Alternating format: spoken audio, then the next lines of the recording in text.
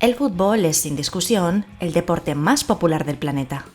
Reúne a millones de personas cada año en estadios, bares y hogares, y ha logrado entrelazarse con la identidad de generaciones enteras. Pero más allá de los goles, las estrellas y los títulos, existe una dimensión más compleja, a menudo silenciada, que también forma parte de su historia. Hola a todos y bienvenidos al canal. Yo soy Miriam y esto es Memorias Urbanas. Hoy comenzamos un fascinante recorrido por una de las caras menos exploradas del fútbol, sus hinchadas. Hooligans, barras bravas, ultras.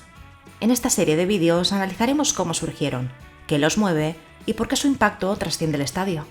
En este primer episodio exploraremos los orígenes del fútbol, un viaje por siglos de juegos populares que nos permitirá entender cómo el fútbol dejó de ser un simple pasatiempo para convertirse en una forma de vida.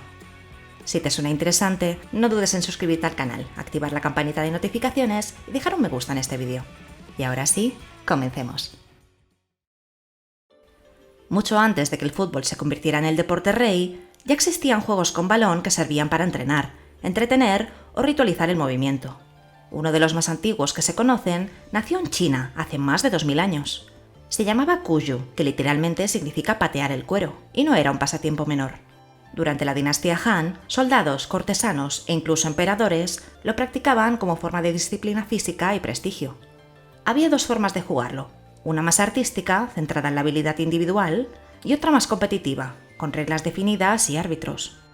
Algunas variantes usaban porterías, otras un aro suspendido en el aire. En ambos casos el objetivo era claro, controlar el balón con maestría sin usar las manos y mantenerlo en movimiento sin que tocara el suelo. Los balones se fabricaban con cuero cosido y en su interior se usaban plumas o vejigas infladas. Algunos alcanzaban un peso similar al de los balones actuales. Existen registros que describen hasta 16 tipos distintos de patada y también ilustraciones donde se ve a mujeres participando activamente del juego, sobre todo durante la dinastía Song. Con el tiempo, el Cuyu pasó de los patios militares a las ciudades imperiales. En lugares como Kaifeng existían incluso clubes de jugadores profesionales, mucho antes de que la palabra club tuviera el sentido que tiene hoy. Aunque con los siglos cayó en el olvido, para la FIFA no hay duda. El Cuyu es el antepasado más documentado del fútbol moderno. En América Central, civilizaciones como los mayas y aztecas desarrollaron un juego ritual conocido como Uyamalitzli, practicado desde al menos el 1400 a.C. Este juego no era exactamente fútbol, pero sí una competición de pelota con implicaciones sociales, religiosas y hasta cósmicas. Las canchas, llamadas slashly, tenían forma de doble T y estaban construidas en piedra. El objetivo era pasar la pelota por un aro de piedra sin usar manos ni pies, sino la cadera, los muslos o los codos. Algunos partidos eran auténticos rituales de sangre. Hay evidencia de que los perdedores, o incluso los ganadores, según la versión, podían ser sacrificados para honrar a los dioses. En la antigua Grecia y Roma también encontramos antecedentes. Los griegos jugaban al episkiros, un deporte de contacto con un balón que involucraba a dos equipos y una línea divisoria, donde se debía llevar el balón más allá de la línea del rival. Los romanos adoptaron y adaptaron este juego bajo el nombre de arpastum, que podía traducirse como arrebatado o robado. Era violento, ágil y lo jugaban los soldados como entrenamiento.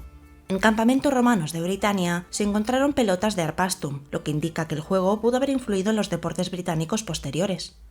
En Japón, durante el periodo Asuka, surgió una variante muy distinta, el kemari. A diferencia de los juegos rituales mesoamericanos o del entrenamiento militar chino, el kemari no era competitivo. Se trataba de un ejercicio de coordinación y elegancia, que buscaba la armonía colectiva en lugar de la victoria individual.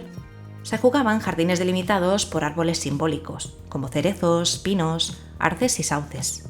Reunía a nobles vestidos con túnicas de seda que trataban de mantener un balón en el aire el mayor tiempo posible, sin dejarlo caer al suelo. El balón, hecho de cuero y relleno de serrín, debía ser impulsado suavemente con los pies, en un gesto que parecía más una danza que un deporte. Durante siglos el kemari fue practicado por aristócratas, monjes y más tarde incluso por samuráis. Aún hoy, en algunos santuarios sintoístas de Kioto y Nara, se representa el kemari como parte de las ceremonias tradicionales, como una forma de recordar que para algunos pueblos el balón nunca fue una herramienta de lucha, sino una forma de comunión. En la Europa medieval, el juego con pelota tenía poco de armonía.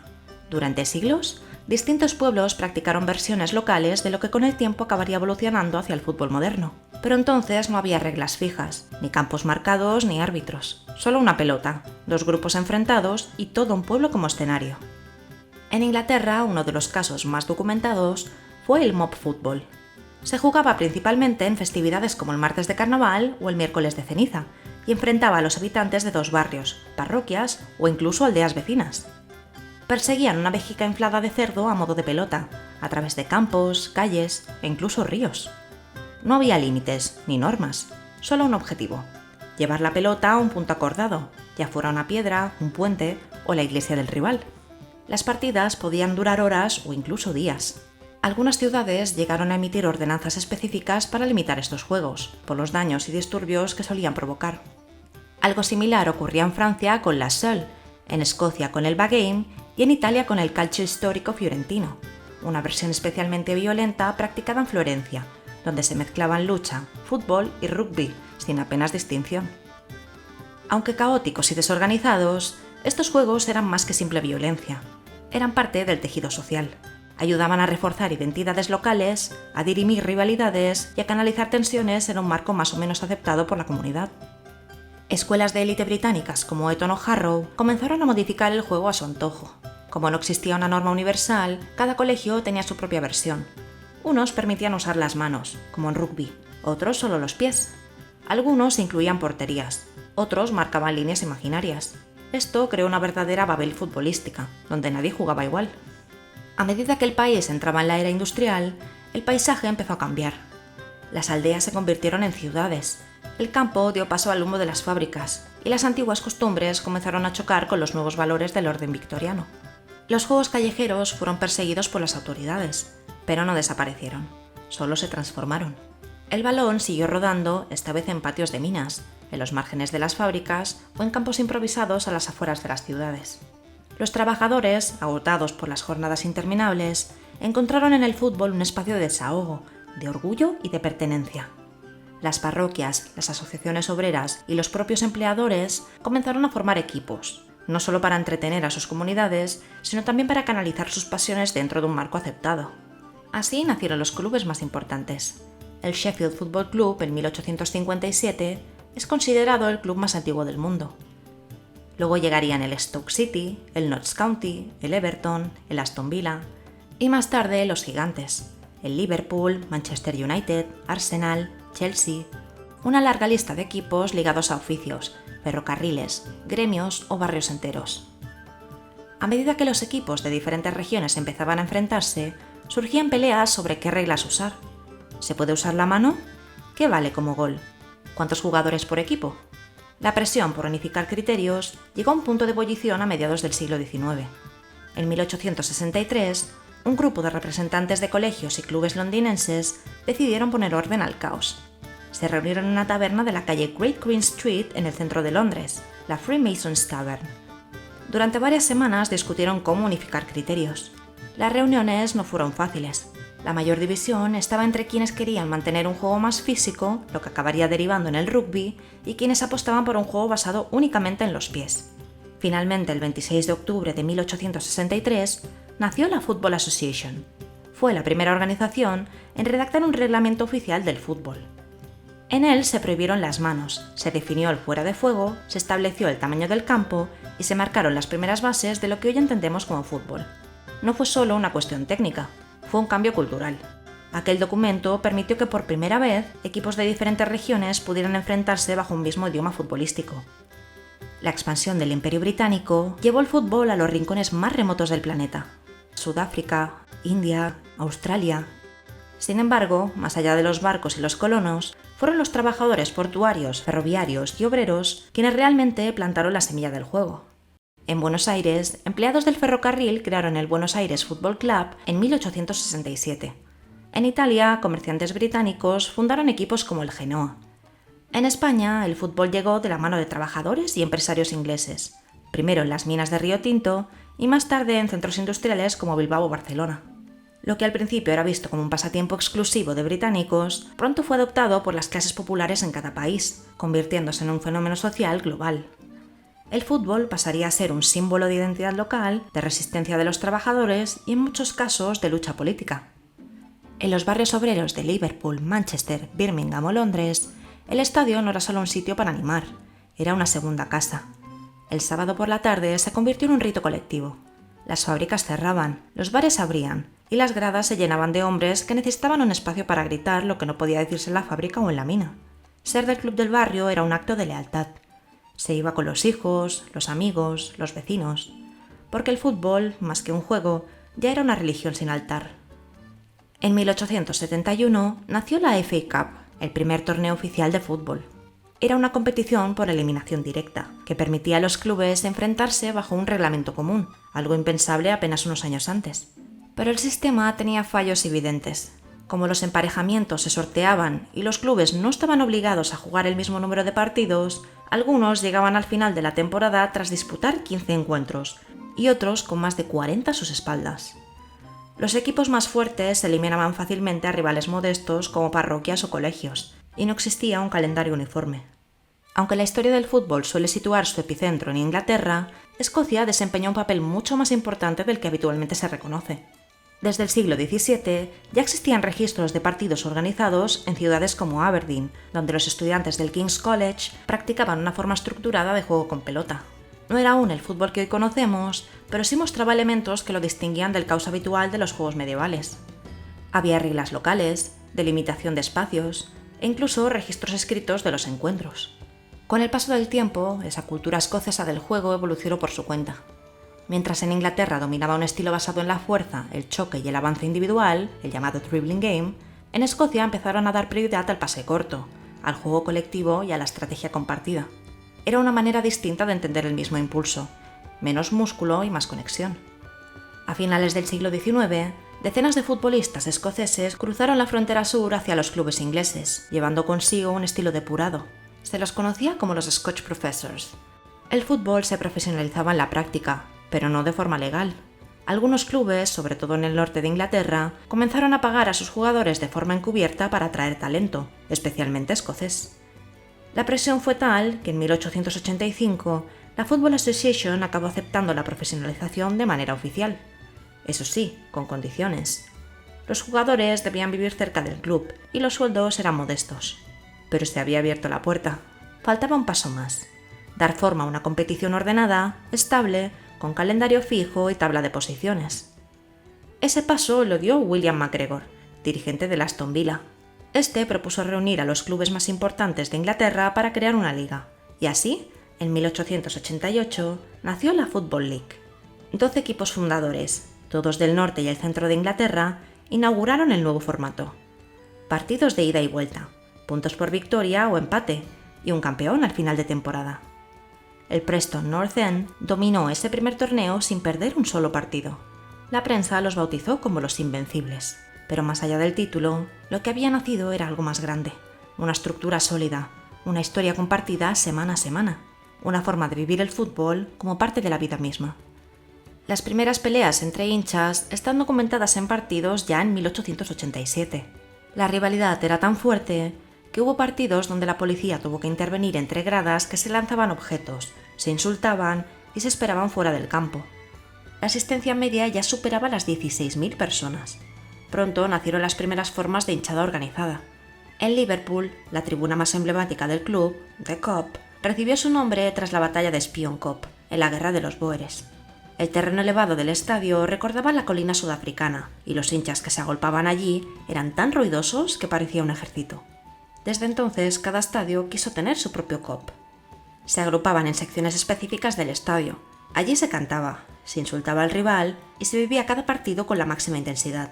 A finales del siglo XIX, no era raro ver a centenares de seguidores recorriendo kilómetros a pie, a caballo o en tren para ver a su equipo.